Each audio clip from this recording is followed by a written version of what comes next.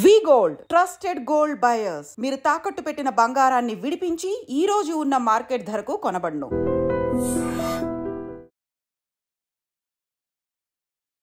నమస్తే, welcome back to IT media. నేను మీ ఝాన్సీ. జనరల్గా మనం ఎందులోనైనా ఇన్వెస్ట్మెంట్ చేయాలి అన్నప్పుడు మ్యూచువల్ ఫండ్స్ ఇంకా గోల్డ్ ఇన్వెస్ట్ చేయండి అని చెప్తూ ఉంటారు. అలాగే ఎండోమెంట్ ప్లాన్స్.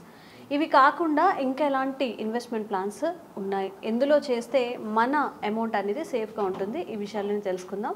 ప్రస్తుతం అంతా ఉన్నారు AMFI registered mutual fund distributor Srinivas Reddy garu. నమస్కారం అండి. నమస్తే అండి. సార్, ఒక సామాన్యుడిగా నేను ఇందులో ఇన్వెస్ట్ చేస్తే నా డ్రీమ్స్ ఫుల్ఫిల్ చేసుకోవడానికి బాగుంటుంది అని అనుకోవడానికి మ్యూచువల్ ఫండ్స్ అనేవి చాలా మంచిగా ఒక ఆప్షన్గా కనిపిస్తుంది. అండ్ ఈ మ్యూచువల్ ఫండ్స్లో ఇన్వెస్ట్ చేస్తే మనం సేఫ్ సైడ్ ఉంటామా? గోల్డ్ ఆర్ ఎండోమెంట్ ప్లాన్స్ చాలా ఉన్నాయి కదా, ఏవి సేఫ్గా ఉంటామో ఎక్కువ రిటర్న్స్ వచ్చే అవకాశం ఉంటుంది?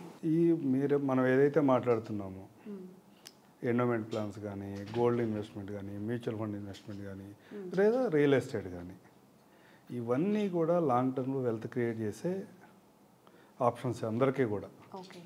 కానీ ఏ ప్రోడక్ట్లో ఎంత రిటర్న్స్ వస్తుంది, ఆ రిటర్న్స్ మన అవసరానికి తగ్గట్టుగా ఉంటున్నాయా లేదా, లేకపోతే ఏదైనా ఇన్వెస్ట్మెంట్లో మనం ఇన్వెస్ట్ చేసినప్పుడు మనకి అవసరమైనప్పుడు విత్డ్రా చేసుకోవడానికి ఛాన్స్ ఉంటుందా లేదా అన్నది యాజ్ ఏ ఇన్వెస్టర్గా. అంటే హెచ్ఎన్ఐస్ గురించి అయితే నేను మాట్లాడను, కానీ బిలో మిడిల్ క్లాసా లేకపోతే లోయర్ మిడిల్ క్లాస్లో ఉన్నవాళ్ళు ఎక్కడైనా ఇన్వెస్ట్ చేస్తుంటే ఇలాంటివన్నీ కూడా చాలా జాగ్రత్తగా అర్థం చేసుకున్న తర్వాత మాత్రమే ఇన్వెస్ట్ చేయాలి.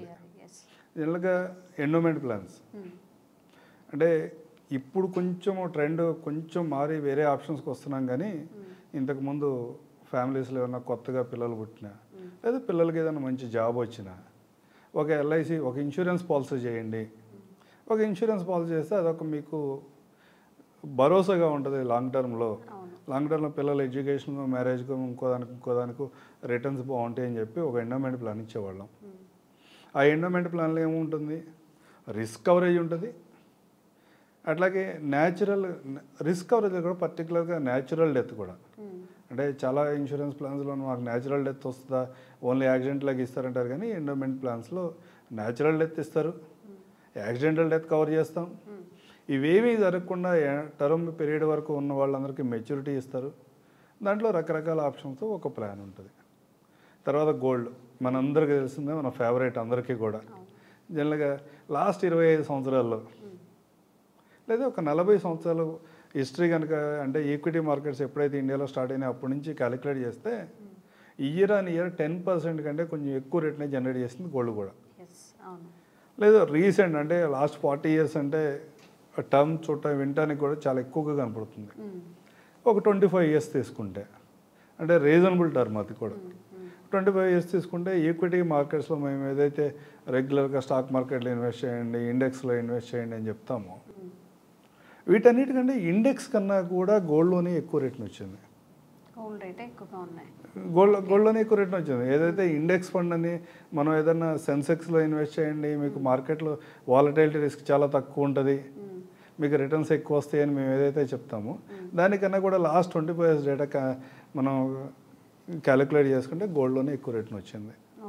అది కూడా మంచి ఇన్వెస్ట్మెంట్ ఆప్షన్. ప్లస్ వరస్ట్ టైమ్స్లో, అంటే ఎకానమీ అంత పెద్దగా పెర్ఫామ్ చేయట్లేదు అన్న టైంలో రియల్ ఎస్టేట్ కానీ, లేదా మ్యూచువల్ ఫండ్స్ కానీ, లేదా ఇంకే అసెట్ క్లాసెస్ అయినా సరిగా పెర్ఫామ్ చేయట్లేదు, డిమాండ్ లేదు అనుకున్న టైంలో కూడా గోల్డ్ మనం లిక్విడేట్ చేసుకుంటాం చాలా ఈజీ. ఇమ్మీడియట్గా అంటే ఒక అవర్స్లోనే దాన్ని క్యాష్గా లిక్విడేట్ చేసుకునే ఆప్షన్స్ మనకు ఉన్నాయి ఇవాళ. అట్లా పోతే వీటన్నిటితో పాటుగా రీసెంట్గా మనం ఒక 10-15 years నుంచి బాగా ప్రాముఖ్యంలోకి వచ్చినాయి మ్యూచువల్ ఫండ్స్. మ్యూచువల్ ఫండ్స్లో ఏముంటుంది అంటే గోల్డ్లో ఇన్వెస్ట్ చేయాలన్నా 1 gram 2 grams అని ఇన్వెస్ట్ చేసుకుంటూ వెళ్ళాలి. వాళ్ళు 1 gram తీసుకోవాలంటే మినిమం 8,000-9,000 ఉంది. Mutual funds as low as 100 rupees నుంచి, అంటే ఒక లేమ్యాన్ అతనికి పాన్ కార్డు, ఆధార్ కార్డు ఉండి, ఆధారు లింక్ అయి ఉండి, ఒక బ్యాంక్ అకౌంట్ ఉంటే కనుక అతను 100 rupees నుంచి కూడా అతను ఇన్వెస్ట్మెంట్ జర్నీ స్టార్ట్ చేయొచ్చు.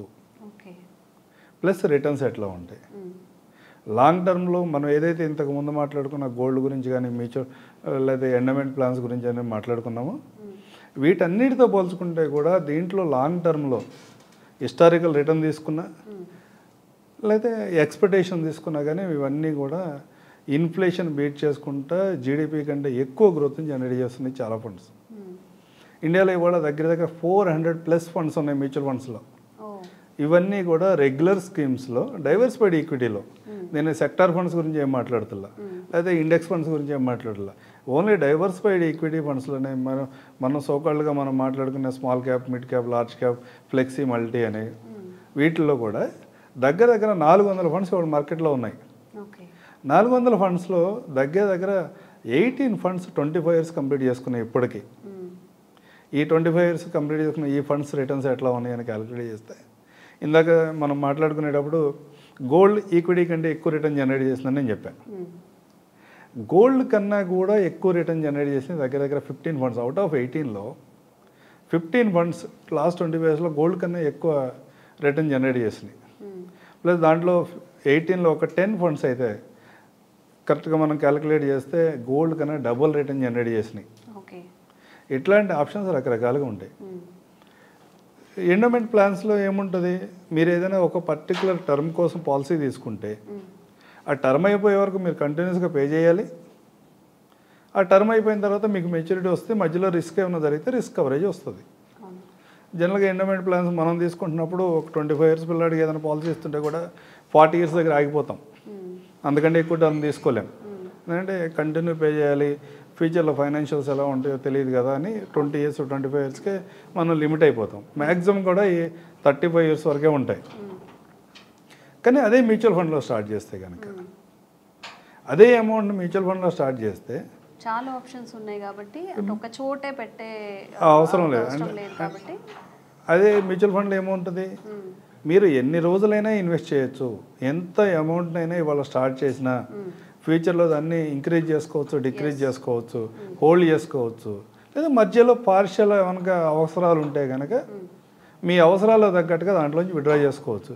ఇవన్నీ ఆప్షన్స్ అన్నీ ఉన్నాయి కాబట్టి వాళ్ళ మ్యూచువల్ ఫండ్ చాలా ప్రాముఖ్యత వచ్చింది మార్కెట్లోకి.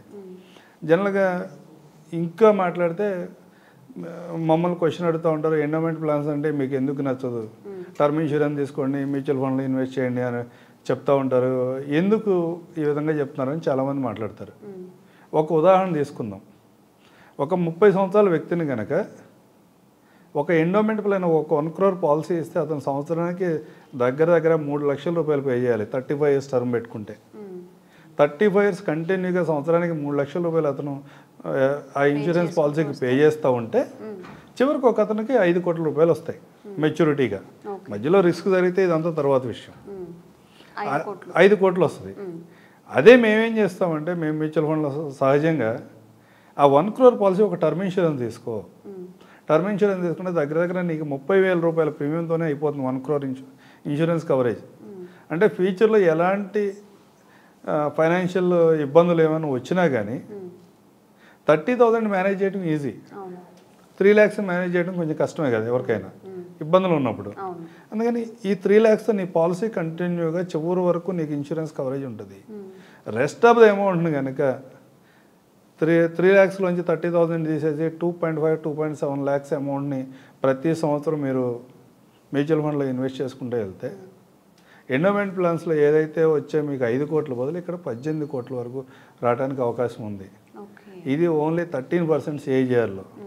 దీంతోపాటు ఇంకా అడ్వాంటేజ్ ఏంటి, almost 4 times double. 4 times double కాదు. లైఫ్ సైకిల్లో 30 ఇయర్స్ కొరాడు 40-45 వచ్చేప్పటికి పిల్లల హైయర్ ఎడ్యుకేషన్, తర్వాత మ్యారేజ్ లేదా రిటైర్మెంట్ చివరికి వచ్చేప్పటికి ఈ ప్రతి సైకిల్లోనూ అక్కడి నుంచి మనీ ఎప్పుడు కావాలంటే అప్పుడు ఎంత కావాలంటే అంత విత్డ్రా చేసుకోవడానికి అతనికి ఆప్షన్స్ ఉంటాయి.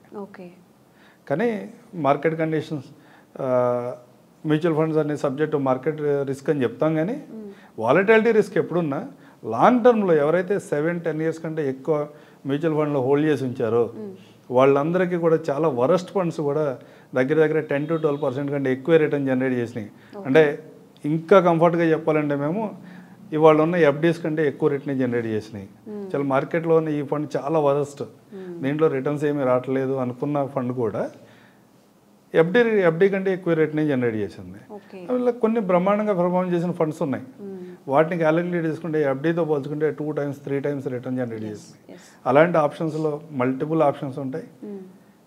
ఇన్వెస్టర్ ఇన్వెస్ట్ చేసేటప్పుడు ఎక్కడ ఇన్వెస్ట్ చేయాలి, మనకి మన అవసరాలు ఏంటి, అవసరాల తగ్గట్టుగా ఏ ప్రోడక్ట్ మనకు సూట్ అవుతుందో ఆలోచించుకొని దాన్ని బట్టి ఇన్వెస్ట్ చేసుకోవాలి. Okay. And apart from this అంటే గోల్డ్ కాదు, మ్యూచువల్ ఫండ్ కాదు, ఎండోమెంట్స్ కాదు, ఇవి కాకుండా ఇంకెలాంటి ఇన్వెస్ట్మెంట్స్ మనం చేసుకోవచ్చు?